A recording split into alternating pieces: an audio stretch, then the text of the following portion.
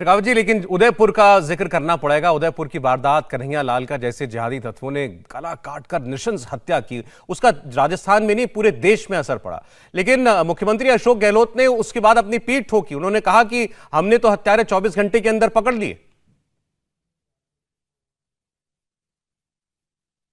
देखिए, पकड़ लिया इसको लेकर के आत्ममुग्धता के भाव में रहना, ये केवल पहला विषय नहीं है जिसमें सरकार ने इस तरह का आचरण और व्यवहार किया है।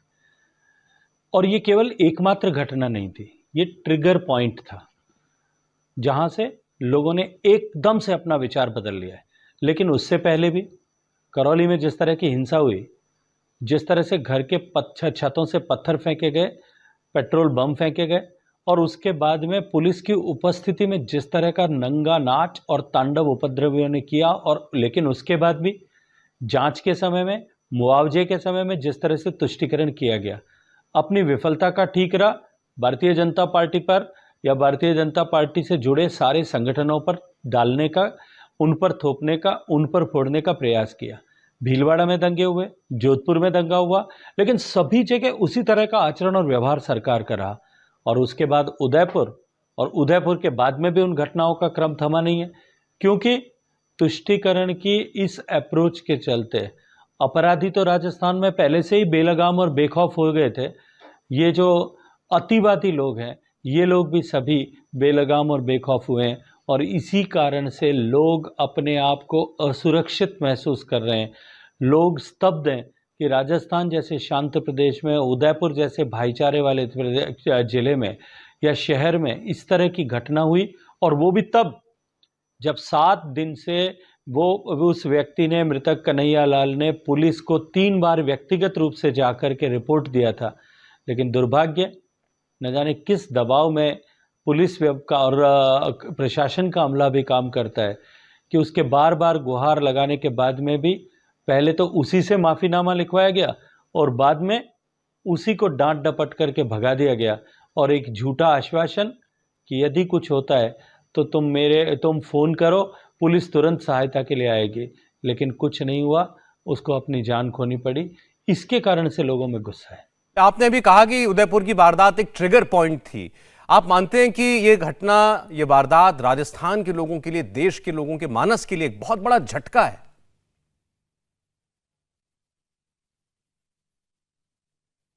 देखिए, ये एक ट्रिगर पॉइंट है, लेकिन ये आखिरी नहीं है। उसके बाद में भरतपुर में जिस तरह की घटना हुई है, 550 दिन से भरतपुर के व्रज क्षेत्र के रहने वाले लोग आंदोलनरत थे।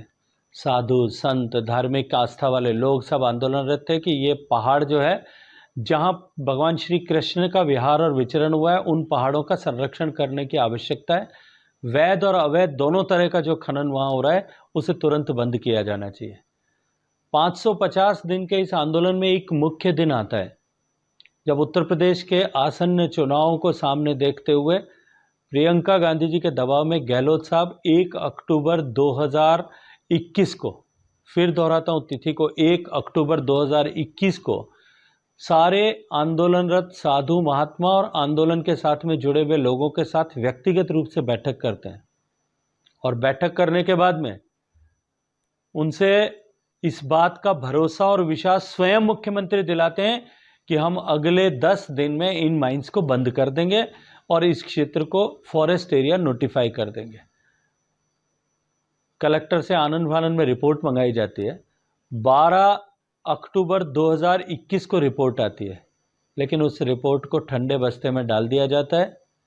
और लगातार 9 महीने और 10 दिन तक आंदोलन चलने के बाद जब एक बाबा मोबाइल के टावर पर चढ़ जाता है, नीचे नहीं उतरता, तब अन्य सभी साधु और आंदोलनकारियों को गिरफ्तार करने की धमकी दी जाती है, उसकी तैयारी की जाती है। साधु महात्माओं द्वारा, सन्यासियों द्वारा आत्मदाह की चेतावनी के बाद भी सरकार नहीं जागती है, और एक साधु को आत्महत्या के लिए अपने आप को आत्मदाह करना पड़ता है। और ये गूंगी और बहरी सरकार उस आत्मदाह की बाद में निकली हुई राधे राधे की चीख से जागती है, और 24 घंटे में उसको आनन फानन में उस आदेश को लागू करती है। लोगों के मन में निश्चित रूप से ये प्रश्न है जो गहलोत सरकार और स्वयं मुख्यमंत्री जी से पूछना चाहते हैं कि जो काम 24 घंटे में उस बाबा की चीख और उसकी उठती हुई लपटों से उठती हुई चिंगारी के कारण से करना पड़ा, वो काम 9 महीने 10 दिन तक क्यों नहीं हो पाया।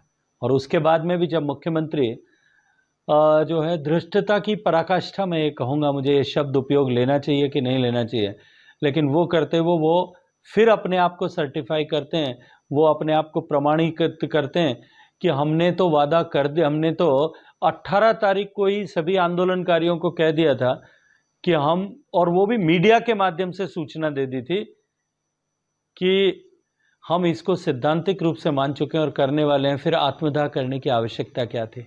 आपने जब सामने बैठ करके मुख्यमंत्री जी ये वादा किया और 10 महीना लगभग बीत जाने तक भी उस वादे को पूरा नहीं किया, तो मीडिया के द्वारा भेजे हुए संदेश पर लोग किस तरह से भरोसा और विश्वास करते।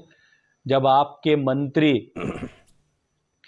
वहां आकर के लोगों को समझाइश के नाम पर डांट डपट कर रहे थे, वहीं दूसरी तरफ आपकी स्थानीय विधायक माइनिंग माफिया के साथ में जुड़े हुए सारे प्रमुख लोगों को लेकर के सचिवालय में मंत्रियों के बीच में आकर के, मंत्रियों के पास जाकर के, अधिकारियों के बीच जाकर के दबाव बना रही थी कि ये माइंस बंद नहीं होनी चाहिए।